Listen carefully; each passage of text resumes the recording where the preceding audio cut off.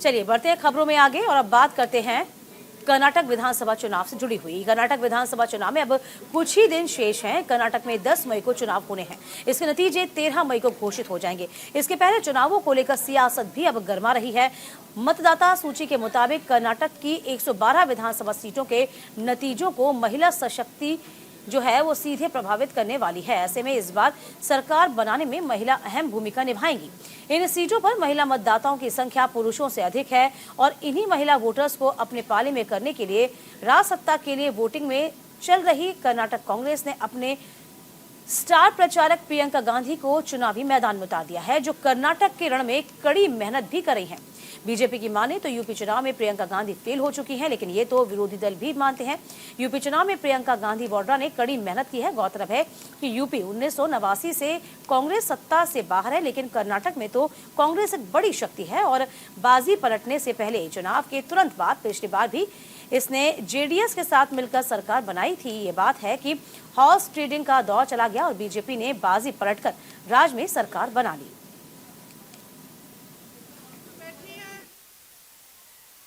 आप भी जी तौर पे मानता हूं कि लड़की हूं लड़ सकती हूं, एक चुनावी नारा नहीं है, ये महिला सशक्तिकरण का एक सोशल नारा हो सकता है। इस पे चुनाव नहीं लड़ सकते। लेकिन कर्नाटक में जिस तरह से प्रियंका गांधी ने जाके कमान संभाली है और उन्हें कांग्रेस अध्यक्ष मल्लिकार्जुन खड़गे की तरफ से करीब 30 विधानसभा में सघन प्रचार करके कांग्रेस के पक्ष में माहौल बनाने की जिम्मेदारी सौंपी गई है। और उन्होंने महिलाओं से जुड़े हुए मुद्दे जो उठाए हैं, जो महिलाओं को मजबूत बनाने वाले मुद्दे हैं, चाहे वो 2000 रुपये महीना भत्ता देने वाला हो या ट्रांसपोर्ट में फ्री करने वाला हो, तो ये महिलाओं को अपील करता है। और ख़ासकर उन महिलाओं को जिन्हें अपने काम काज से बाहर जाना पड़ता है, अगर उन्हें आप ट्रांसपोर्ट फ्री कर देंगे तो पूरे परिवार को देखते हुए लिए बहुत बड़ा सम्मान है और बहुत उनका फ़ायदा है। ये दिल्ली से उन्होंने आइडिया लिया है। दिल्ली में जब से केजरीवाल ने किया है तो महिलाओं काफ़ी खुश हैं। और हर चुनाव में महिला वोटर एक बहुत बड़ा टारगेट ऑडियंस पॉलिटिकल पार्टी के लिए होती हैं। तो मुझे लगता है कि प्रियंका गांधी जो महिलाओं के बीच कोशिश कर रही हैं, और चूँकि इससे पहले कर्नाटक में कांग्रेस की सरकार रह चुकी थी, तो वहाँ इस कांग्रेस का इन मुद्दों का कांग्रेस को फ़ायदा होगा। वहीं इसके पहले कर्नाटक में 2018 में हुए विधानसभा चुनावों के दौरान कुल 67 विधानसभा क्षेत्रों में महिला वोटरों की संख्या बहुत ज्यादा थी और अब इनकी संख्या लगातार बढ़ रही है, 112 हो गई है। ऐसे में 224 सीटों के 50% सीटों पर आपको बता दें कि महिला मतदाताओं की भूमिका इस बार के चुनावों में अहम होने वाली है।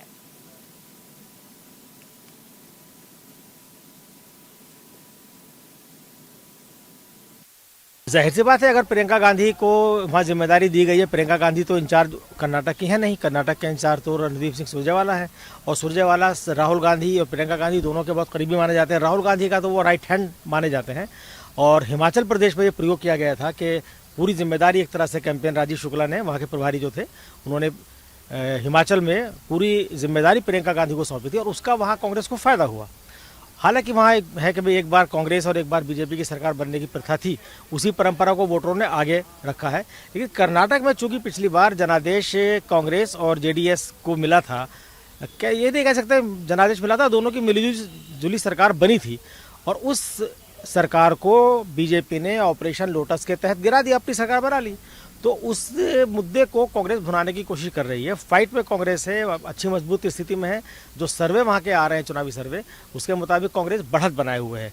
तो ऐसी स्थिति में प्रियंका गांधी उस जो बढ़त बनी हुई है उस बढ़त को रफ्तार देंगी। तो जाहिर सी बात है, हर पार्टी में होता है कि जो पार्टी का खास नेता होता है उसी के सर पे सेहरा बांधा जाता है। वो एक शेर है कि जंग में शहीद सिपाही होंगे, सुरखरू जिल्ले इलाही होंगे।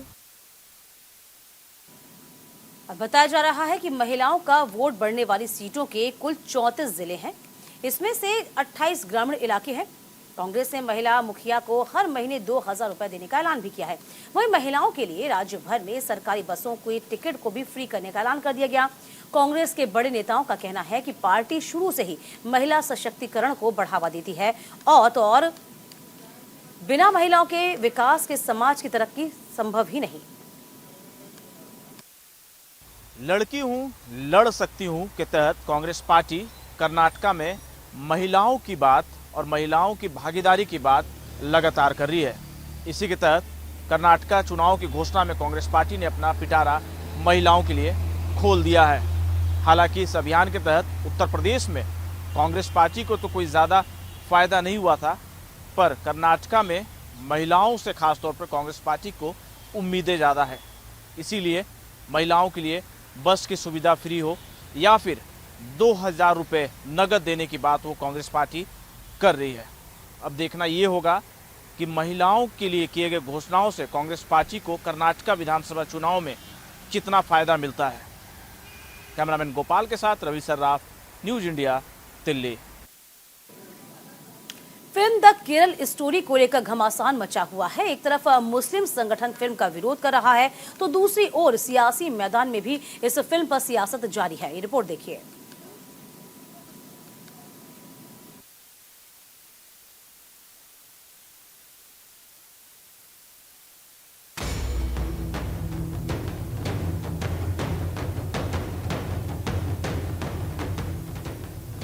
फिल्म द केरल स्टोरी की एंट्री केरल से निकलकर कर्नाटक चुनाव में हो गई है। एक जनसभा के दौरान पीएम मोदी ने द केरल स्टोरी का जिक्र किया। कर्नाटक चुनाव में द केरला स्टोरी की भी एंट्री हो गई है। बेल्लारी की जनसभा में प्रधानमंत्री नरेंद्र मोदी ने इसका जिक्र किया और उसके बाद भारतीय जनता पार्टी के बड़े नेताओं ने ट्वीट कर इसे चुनावी मुद्दे की ओर मोड़ दिया है। अब कर्नाटक चुनाव में द केरला स्टोरी भी चुनावी मुद्दे के तौर पर आ गई है।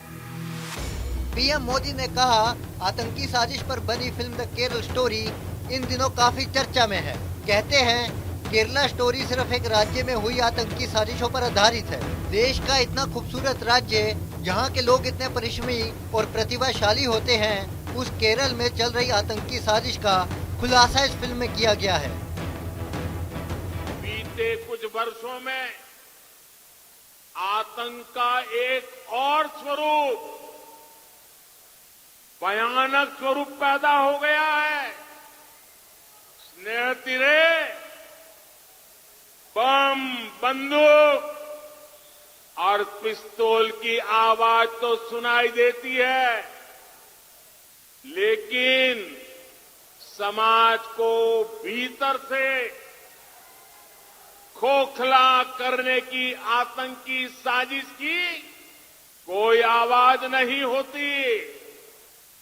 कोर्ट तक ने आतंक के इस स्वरूप पर चिंता जताई है।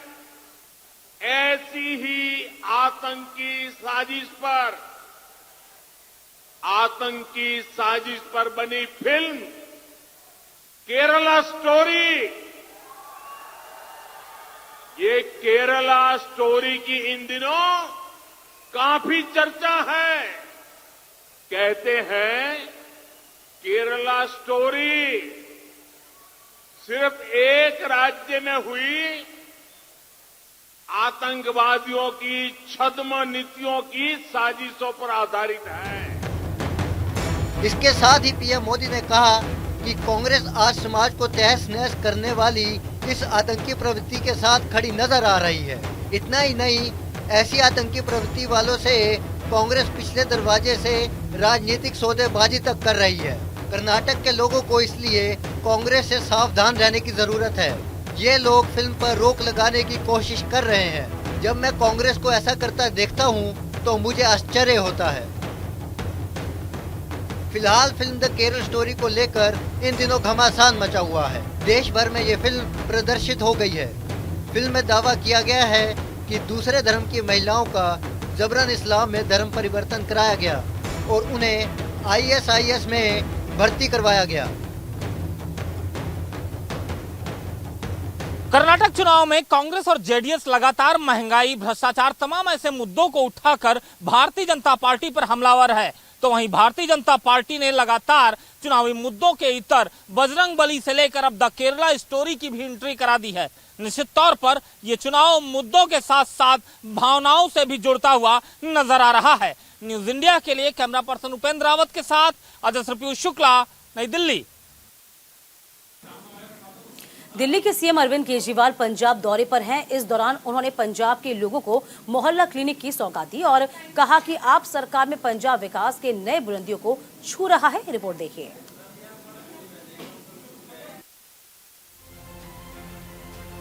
दिल्ली के सीएम अरविंद केजरीवाल पंजाब दौरे पर हैं। इस दौरान उन्होंने पंजाब के लोगों को मोहल्ला क्लिनिक की सौगात। पंजाब में 80 नए मोहल्ला क्लिनिकों की शुरुआत। इस मौके पर दिल्ली के सीएम अरविंद केजरीवाल ने कहा कि नए मोहल्ला क्लिनिक शुरू किए जा रहे हैं। पंजाब में अब तक 500 मोहल्ला क्लिनिक काम कर रहे हैं। पंजाब में ये क्लिनिक बेहद लोकप्रिय है और लोगों को इससे बहुत सहूलियत भी मिल रही है। सीएम अरविंद केजरीवाल ने कहा कि हमने पंजाब के लोगों को गारंटी दी कि बिजली बिल माफ करेंगे और इसका आज लोगों को फायदा भी मिल रहा है। इसके साथ ही सीएम केजरीवाल ने कहा कि हमने शहीदों के परिवार को 1 करोड़ रुपए की सम्मान राशि और साथ ही हम नौकरियां भी दे रहे हैं। सीएम केजरीवाल ने कहा कि आज तक किसी सरकार ने इतना काम नहीं किया जितना हमने 1 साल में कर दिखाया है। लोगों को संबोधित करते हुए उन्होंने कहा कि 60 साल आपने कांग्रेस को वोट दिया, लेकिन जालंधर में कांग्रेस का कोई बड़ा नेता वोट मांगने नहीं आया, जबकि आम आदमी पार्टी के 2 मुख्यमंत्री आपसे वोट मांगने आए।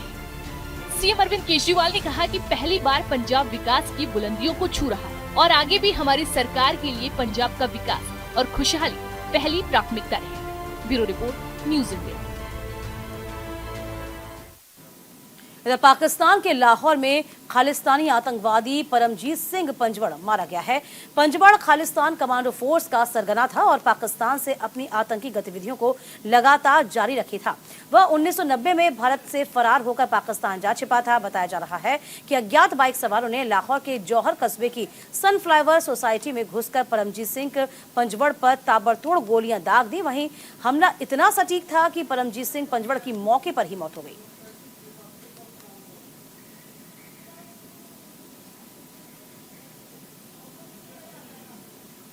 इधर उत्तराखंड से बड़ी खबर है। मंत्रिमंडल विस्तार को लेकर चर्चाओं का दौर शुरू हो गया है। मंत्रिमंडल में 4 पद खाली चल रहे हैं। कैबिनेट मंत्री चंदन रामदास के निधन के बाद खाली कैबिनेट बंटवारे को लेकर जल्द ही निर्णय लिया जा सकता है।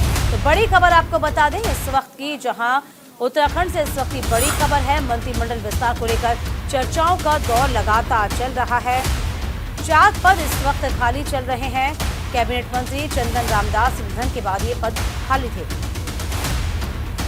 तो सीएम धामी का मंत्रिमंडल विस्तार, निकाय और लोकसभा चुनाव को ध्यान में रखकर अब मंत्री पदों को तय किया जाएगा। पूर्व कैबिनेट मंत्री चंदन रामदास अनुसूचित जाति वर्ग से ताल्लुक रखते थे। कैबिनेट मंत्री रहे चंदन रामदास के निधन के बाद से ही पद खाली हुआ। उनकी जगह एससी चेहरा या एससी महिला चेहरे से भर सकती है।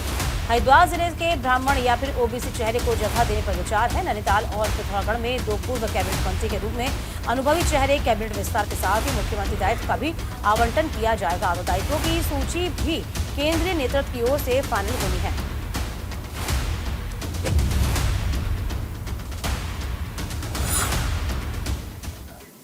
अगली खबर मध्य प्रदेश के नरसिंहपुर से है, जहां कांग्रेस कार्यालय में हो रहे हनुमान चालीसा के पाठ का विरोध करने के लिए बजरंग दल के कार्यकर्ताओं ने सड़क पर डेरा डाल दिया है। विरोध में बजरंग दल के कार्यकर्ताओं ने भरी सड़क पर बैठकर हनुमान चालीसा का पाठ किया है। इस दौरान बजरंग दल के कुछ कार्यकर्ताओं में अचानक से कांग्रेस कार्यालय में मौजूद लोगों पर कांच की बोतलें फेंकना भी शुरू कर दी गई, जिससे एक व्यक्ति भी घायल हुआ है। आपको बता दें कि एक पुलिसकर्मी को मामूली चोटें इस बीच आई हैं। स्थिति को काबू करने के लिए पुलिस लगातार हल्का बल प्रयोग करना पड़ा। जिलाध्यक्ष नरेंद्र राजपूत ने इस मामले की शिकायत पुलिस से करने की बात कही है।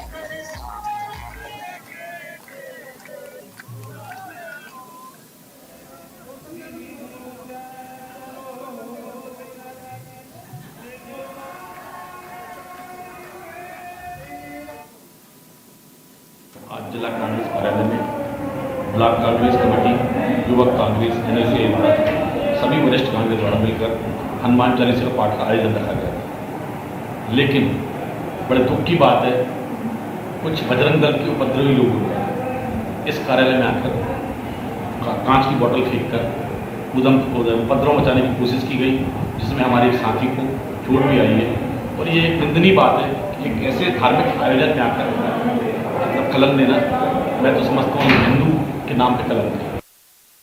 देखिए, हनुमान चालीसा हम लोगों का पहले से प्रोग्राम तय था कि जिला कांग्रेस कार्यालय में हम लोग हनुमान चालीसा और सुंदरकांड का पाठ रखा था। हम लोग अपने शांति से लगभग 100 हमारे पदाधिकारी और कार्यकर्ता गण, महिला कांग्रेस, सब हम लोग बैठ के हनुमान चालीसा का पाठ कर रहे थे। उसी दौरान बजरंग दल के कुछ उपद्रवी कार्यकर्ताओं ने बाहर आकर तोड़फोड़ करने की कोशिश की, बाहर से गंदे गंदे नारे लगाए और कांच की बाटल भी फेंकी, जिससे हमारे कार्यकर्ता घायल हुआ है। मैं ये कहता हूँ कि चलते हनुमान चालीसा के बीच में पत्थर बरसाना कोई धार्मिक हिंदू आदमी नहीं कर सकता। ये तो राक्षसी कृत्य है। ये हनुमान बजरंग दल के नाम से ये हिंदुत्व के खिलाफ काम कर रहे हैं। क्या हम लोग हिंदू नहीं हैं? इधर अगली खबर बिहार से है, जहां सासाराम सांप्रदायिक हिंसा मामले में पुलिस ने मंडल कारा से बीजेपी के पूर्व विधायक जवाहर प्रसाद को रिमांड पर लिया है। उन्हें सांप्रदायिक हिंसा के मामले में पुलिस को पूछताछ करनी है। इसी बीच मीडिया से बात करते हुए पूर्व विधायक ने कहा है कि मैं दंगाई नहीं हूं, मैं मां ताराचंडी देवी का भक्त हूं और जेल से आने के बाद मैं अपने बात सासाराम की जनता के बीच रखूंगा। बताते चलें कि बीजेपी विधायक जवाहर प्रसाद सासाराम से 5 बार के विधायक रहे हैं और सासाराम में रामनवमी के दौरान हुई सांप्रदायिक हिंसा के मामले में पुलिस ने उन्हें गिरफ्तार किया है। वहीं दूसरी ओर सत्तारूढ़ जनता दल यूनाइटेड के कार्यकर्ता सासाराम कलेक्ट्रेट के सामने बीजेपी के पोल खोल कार्यक्रम कर रही है। आप लोग का प्रेम सुने, हमारी ताराचंडी का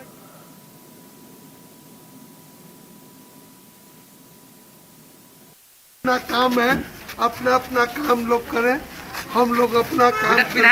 पूर्व विधायक जी आपको फंसाया गया है क्या? इस तरह कोई मामला है क्या? अब तो सब आप लोग के चोरी हत्या पाप छिपता है क्या किसी से? क्या अगला रणनीति क्या रहेगा? अब तो अगला बार जेल से आने के बाद मैं बताऊंगा। नीतीश कुमार जी के लिए क्या कहेंगे? अभी तो हम कुछ नहीं कहेंगे। आपको दंगाई कहा जा रहा है।